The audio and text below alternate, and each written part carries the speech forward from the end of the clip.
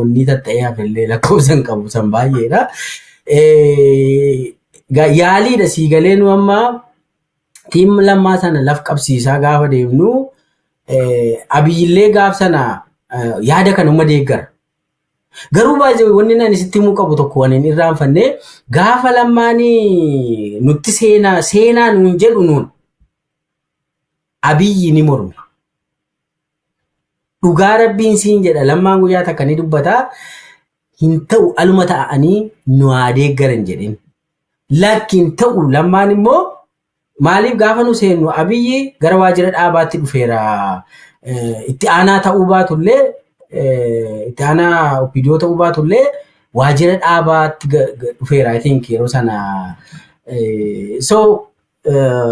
komenti godha namoota dhufan irratti innis waajjira dhaabaa waan jiruuf ijoolleen kun lakkii nu balleessiti nu diigdii jedhee lammaadhaan lakkii ijoolleen kun humna cimtuudha. Purely ijoolleen kun barcuma barbaaddu deeggarsa qofaadhaaf dhufti. Ijoolleen kun waa gargaartu biriijii nuu taatii jedhee lammaatu nu galchee malee lama Abiyyi miti kan nu galchee.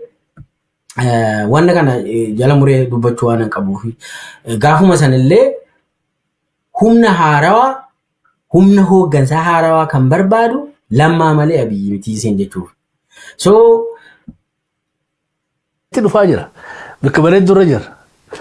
Ayyee bakka bareeddurra jira fayyaada'ee amma waan beetee perhaps overlook goone keessa waan amma qulfii ati kaafte kana. Beetee odoo reformiin fixatiin revolutiinaaf reformiitu wal cinaa deemaa ture. Revolutionni akka malee shaffisee wayyaanii nyaate reformiin ammoo akka malee slowidha kan OPDO keessatti hojjetamaa jiru. Jechuu dandeenya Dr. Milkeessaa otoo wayyaaneen nuu turte dabeetee 2018 nu harka jarjaruu baatanii at least amatuma lama odoo warraaqsisan itti fufee warraaqsa kana cinatti reformiin keessaa warra beetee isiin cuubdii achi keessa walii qabatte kana hundaa'uu jalaan sabboontootaan dhaloota haaraa kanaan bikka buuftanii jalaa ol guututti OPDO odoo hojii qulqulleessuu san hin fixatin wayyaaneen kufiinsa deebi'ee beetee Abiyyiin warra achi keessatti hafte ta wayyaaneen cuubbamte san activate godhatee akka beetee ittiin deebata Abiyyi mafachitti adiisu. Warraaqsaaf reformiin walqixa deemuu dhabuun sanii fashallii kanaaf waan contribute godhee jira jetteen yaadda because inni nu predictii godhee jira naan jette wani ati naan jette wayyaanee kuffisuun laafaadha. Eega wayyaanee kuffisne booda ammoo dubbiin cimtuudhaa sanii sookaa already waan arge qabaa jechuudha lammaan waan hubatee qabaa. So revolution kana slow godhuu hin danda'amu takkaa'u maaliif reformii kana shaffisiisin baalaansii lamaan kana eeggachuu dadhabuun boodarra rakkootti dhala jechuu ni dandeenya jechuudha. Sirruma yaadnati kaaftee beektaa TPLF hafuu hin dandeenye beektaa uummanni dhiibee dhufeera. Warri lammaan faa kunis dhiibaniiru. An jijjiiramni yeroo sana dhufe sirrumaadha jedhee yoon fudhe. Yeroodhuma isaa eeggatee dhufee jedhee yoon fudhe garuu qophiin gara Oromootiin ture. Qophiin siigalee saffisa guddaan dhufeera wanni kun akkuma tette.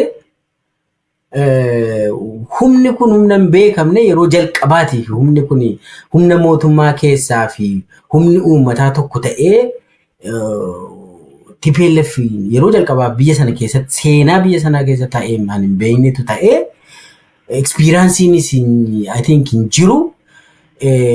Nami gammadeera TPLF rommee ergamtoonni isaa OPDO'n tun deebi'ee nama ta'ee keessaa namni bahee hin amanamne kaa kun amma dhuguma wanni jiru maan yoo turre jarri kun nu dha'uu danda'a jira. Jarri kun TPLF nu mure yoo sassaabee wanni godhe. Gartee gaafa haga caasaa mootummaa qabduu fi haga jaarmiyaadhaan caasaa mootummaa bulchituutu humna qabda. Gaafa simuran immoo dhumate jechuudha. Wanni baay'ee duuba deebi'aa. Humni tun deebii humna ta'ee ka'uudhaaf uummata kanallee akka barbaadde fixuu dandeessi. So wanni ta'e sun carruma gaariidha. Haaluma isaatiin ta'ee duubatti deebisuullee namni hin danda'u. Qabbaneessaa yoo jette waan biraa si dhalata. Qabbaneessuu hin dandeessu. Yoo qabbanaa'es immoo deebistee kaasuun rakkoodha. Wanni sun boba'ee deeme. Dhaabbadugaa eega qabbaneessuu hin dandeenye egaa carraan jirtu maali? Akkuma warraaqsi beektee wayyaan irratti shaffise sanitti riifoormii gara giirii gara riivolushinitti deebisee wayyaanee in parallel OPDO rukutuu fi jijjiiruu isa irratti maaliif bikka tana laaffisee jechuudha. Already public supportii qaba. Miidiyaan alarraa isa gargaaraa jira. Even OMN fi OBN in parallel walitti dhufaa jiran akkuma tokkotti hojjetaa jiranii. So miidiyaa biyya keessaa biyya alaa harkaa qaba. Diaspora alaa qaba. Ka biyya keessaa uummata harkaa qaba. Poolisiin Oromiyaatiif qeeroon marji gootee jirti. Haala anjaawaa jiraachuu kiyya. Maandeetii bareedaa qaba. Eega wayyaanettuu ija diimtuu garsiise. Maaliif jarattii tanaaf lallaaffate jechuu kiyya adda beekaa warra isii boccee tolfattee dibdee muddee keesse kana maaliif guututti of keessaan qulqulleessin jechuu kiyya. Silaasan godhe riivoluushinni kun beekadhu kaa firiin dhalaa asitti xiyyeeffannaa walqixa laanne jechuu hin dandeenya jechuu kiyya. Lammaan too busy teeti bikkitun blind spot irraa taate isanoo bikka kana isanitti mul'anne jechuu abbo wanni tun ammallee itti haftee jirti haa qulqulleessinuu dubbii jettu sani silaa haga wayyaan irratti qabsaawame sani maddi itti OPDO irratti illee qabsaawame namni akkuma amma jalaatti ol guuraa jirtan kana guututti caasaa san qulqulleeffatanii silaagaa injifannoo kanallee Oromoon tikfachuu ni danda'a yaadajuun natti dhufe. So lammaan bikka tana maaliif hin dandahin jechuudha. Wayyaaneen laaffattee fi dubbiin OPDOdhaa maaliif itti jabaatte? Kana gaa wanni dubbii Abiy Ahmed ka fidu kana. Gaafa wanni kun ta'u gaa Abiy already afaan Oromoo dubbachuu eegaleera. Sirbicha keessa seeneera. Nami hundi mirqaanaa jira. Oromoon keessaa alaan akkuma sila jette. Poolisii qeerroon dabballeef uummanni afaan takka haasa'e san keessa Abiy keessa galee yeeyyiin gogaa hoolaa uffate wayii.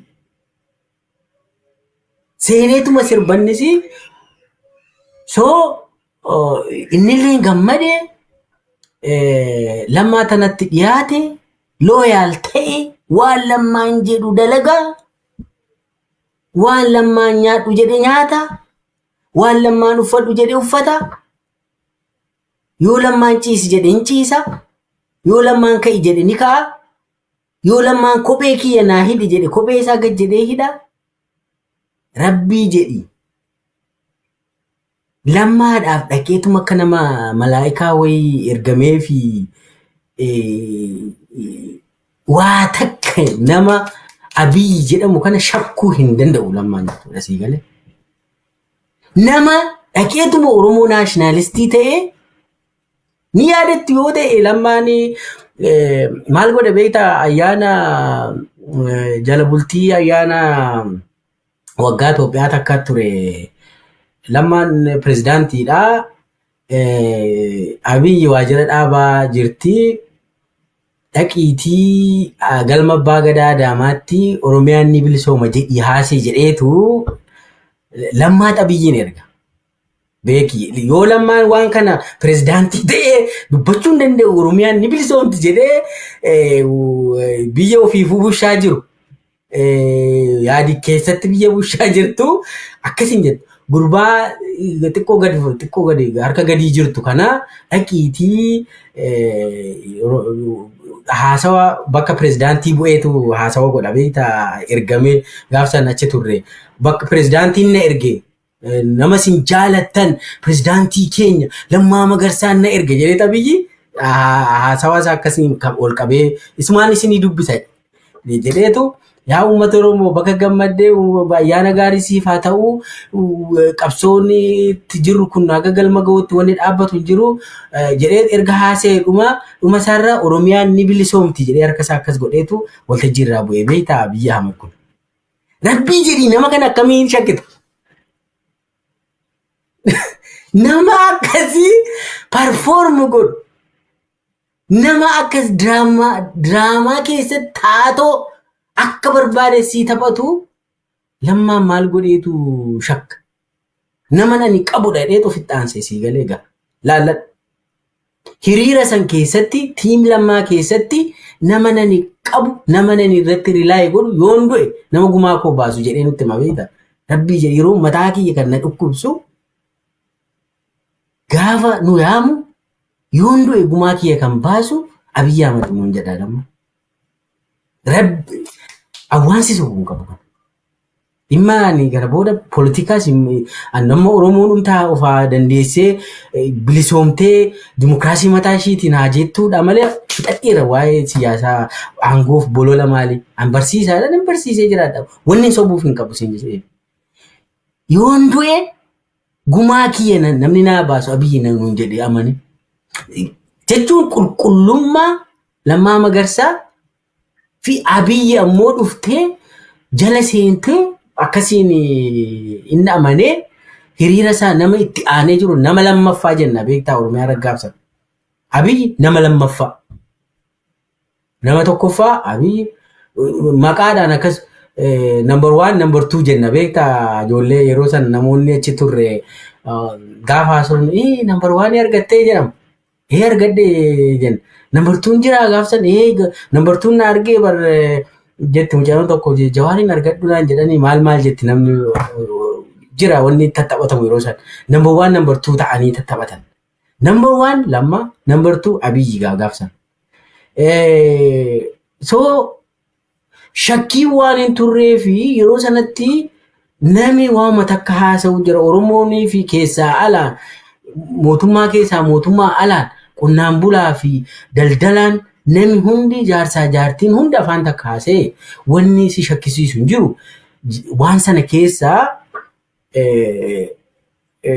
qophaa'anii yaadi keessattis dubbiin akka dhalatu godhanii jijjiiramni dhufuu qaba. Dirqisiisuu sanatti gaafa deeman egaa achitti deemnaa jechuudha. Gaafii xiyyaatti aanu. Amma Abiyyi akka gaariin ibsite jechuu kiyya nullee akka shabboo miidiyaatti Shaarukaan jennaan jechuu kiyya aktar Booliwudii aktara siyaasaati Jawaar ammoo artistii siyaasaati namoo akkasitti wal dhabanii kun aktara ammoo waliin eenyu Abiyyi Ahmedi mee waa'ee Abiyyi amma Lammaan ulaagaa maaliini atiitu jira waa'illeen isaa ka alarraa dhufee jira ka isa bira jiru jira opshina numa qabaa jechuudha. San hunda keessaa Abiyyiin ajajamu isaa saniini beektee isa gawwoomse moo gahumsallee Abiyyiin ni qabaadha. Dandeettii addaa kan beektee Lammaan itti fayyadamuu barbaade maali? Isa ni mari'atee yeroo isa kana beektee aliveetii godhu kana isanoo beektee akkama Tiraampiin dhugaa kaabinee isaa muudatu seneetoroota irratti fidee nama kana naa gulaalaa naa muudaa jiru sanitti carraa akkasii filtara godhuu venting siistemii sanii uummate moo ofumaaf itti amanee namni kun obboleessa kiyya gumaa kiyya baasaan analisiisiisaati moo isanoo akkasitti itti amantanii jirtanii jechuudha. Keessaa ogaa indikeeshinni jiru akka isaanii dhufneewu fadhaa ture. Kunuu kaasila xiqqashoo alartii isa godhuu mala nama haaree ammas teestettee miti qabsoo Oromoo keessatti bulchiinsa keessatti illee godinaa kana amma aanaa kana illee bulchiittee achirraa illee wanni beetee profaayila isaatti itti ilaaluu dandeessu hin jirtu namni kun ka sabumarraa gabbu'e akkamitti isa keessaa namni isa shakkuu dandee jira lammaanoo ulaagaa kamii fi meeritii kamiini waa tuuta isaa san keessaa isa filatee jechuudha. Amma gaa dubbiin tun gaafa sosochiin kun godhamu barcuma federaalaa opiidiyoon fudhachuu qabdeen jedhu murteeffatanii warra opiidiyoo kun koree giddu galeessaa irratti. Gaafa kana laal nuti amma hooggansa dhufne malee koree giddu galeessaa hin taane amma yoona. Keessaa aniif taayyeen fulbaana 2018 koree giddu galeessaa seene Jimma irratti. Sandura wanni kun opiidiyoo keessatti nuti koree giddu galeessaa hin taane. ODP gaafa taatu koree giddu galeessaa taane nu Jimmatti. So isa dura gaama dubbiin atamma kaafte kuni Abiyyi hoogganaa opiidiyoo ta'ee ka inni filatame gaafa qabsoon tun finiinte Oromoon jijjiirama barbaade waa'ee maaster pilaanii gaaffii miti sun hiikan qabu biyya jijjiiruu barbaade Oromoon gaaffii jajjabduu kaasee san keessatti amma yeroo sana dantaan addaa Oromoon Finfinnee irraa qabu paarlamaadhaan labsamuudha jedheetu gaaf sana lakin dantaa addaa tana Finfinnee irraa barbaannu seera akkasiin barbaannu barcuma guddaa masaraa barbaannaan jedhu dhiyaatee fudhatama argate.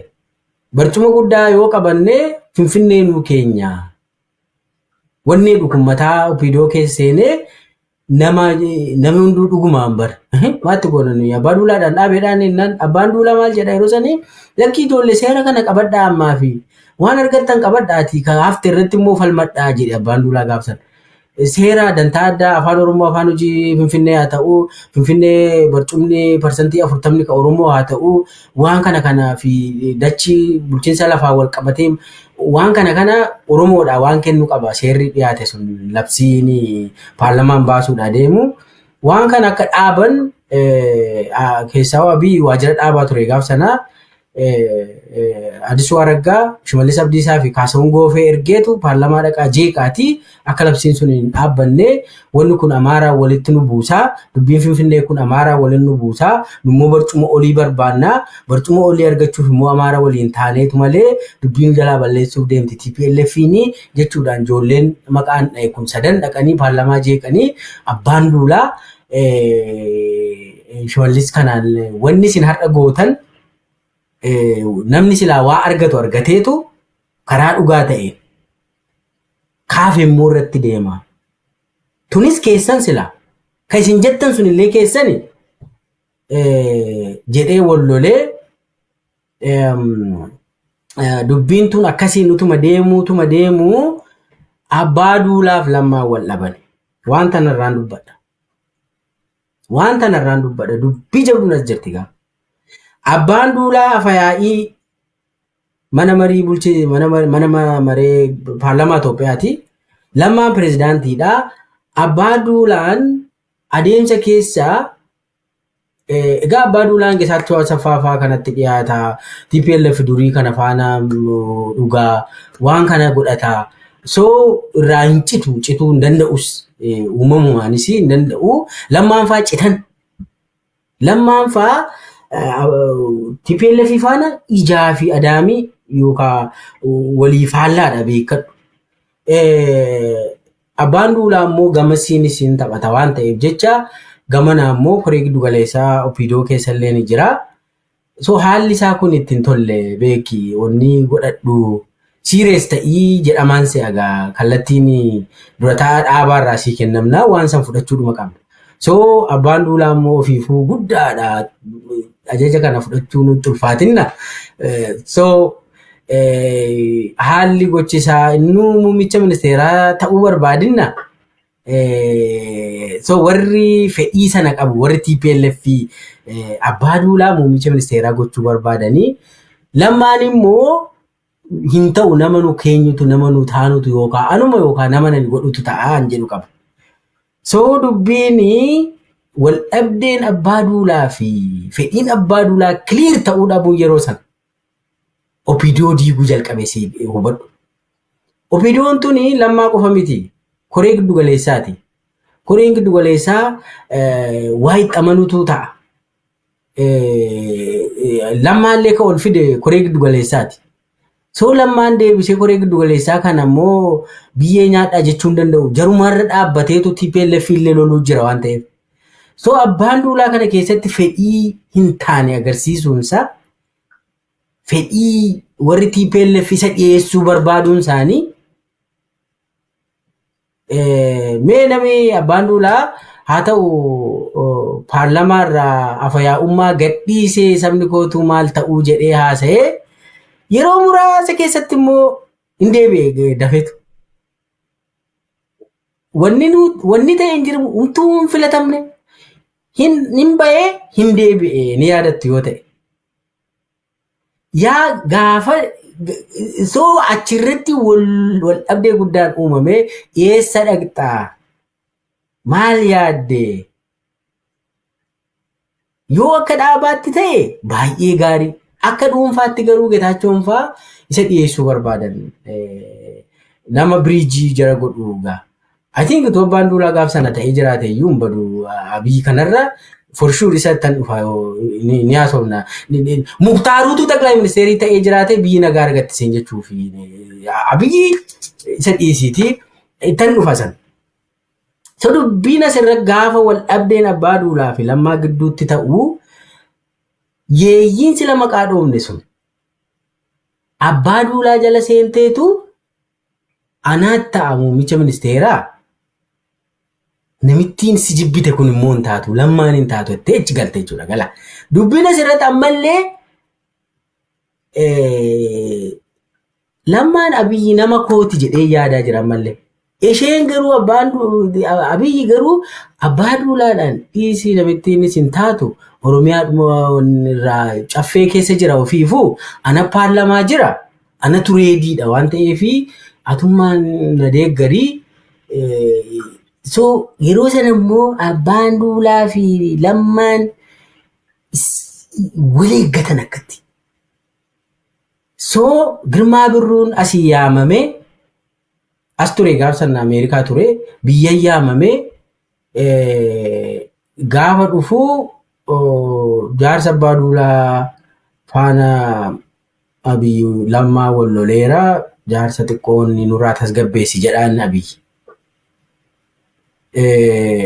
Garuu laf jalammoo of qixeesseera of dhiyeesseera Abiyyi waan ta'eefi so ajandaan hundi eenyutu muummicha ministeeraa nuu ta'a opidiyoo keessaa waan jedhu eenyu dura taa'aa dhaaba opidiyoo ta'ee san booda muummicha ministeeraa ta'uu dura taa'aa yaadik ta'uu achii booda muummicha ministeeraa ta'uu tanaa Abiyyi lafa jala hojjechuu eegalee so keessaa Abbaan Duulaa baay'ee gargaareeni Abiyyiini.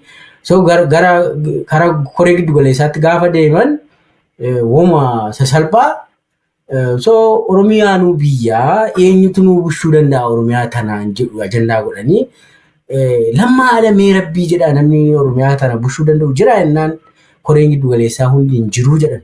So isa suma dhiisaati Xaqilaa Ministeerii namni nurraa dhaqee nuu qabu Abiyyan jedhu dhiyeessan. Gaaf sana gala koree giddu galeessaadhuma Lammaa ol baasetu Lammaa tasuma nuwaa fi Abiyyi nurraa deemee Itoophiyaa tana nurraa qabatu. Wanti jettu kun opidiyoo keessatti fudhatama argattee waan tana duuba immoo wal dhabdee Abbaa Duulaaf Lammaatu dubbii tan dhiibee fide malee Lammaan fedhii qaba moo hin qabu muummicha ministeeraa jettee yoo na gaafatte fedhii qaba ture.